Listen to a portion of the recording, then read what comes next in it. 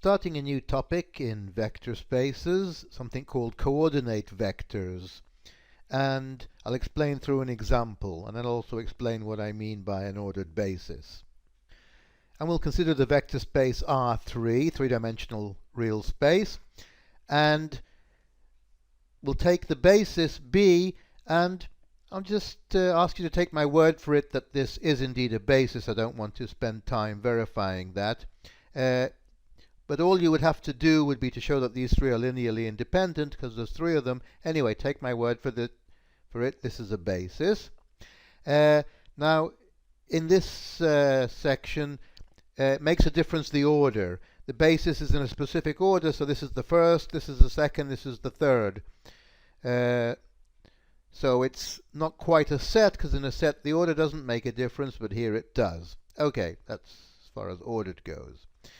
Now, because it's a basis of R3, of course, then any vector in R3 can be written as a linear combination of these three, and in only one way. It'll be something times this, plus something times this, plus something times this. And I'll take just some random example. Let's take the vector 2, 8, 12 in R3.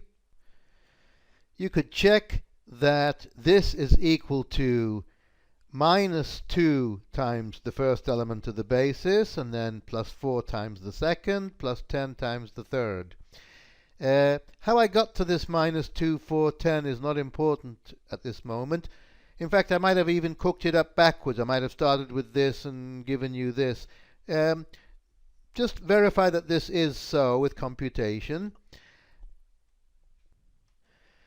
And now that we have these numbers, these coefficients of the basis, we say that the coordinate vector of the vector u, which is 2, 8, 12, with respect to the basis b, it's going to be an ordered basis, is we write it as u in a square brackets with the name of the basis here.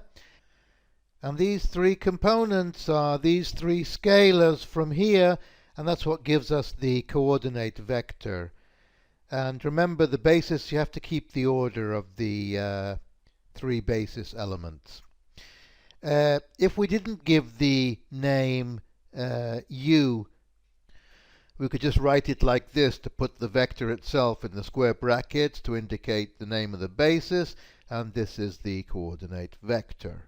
Here's the second example.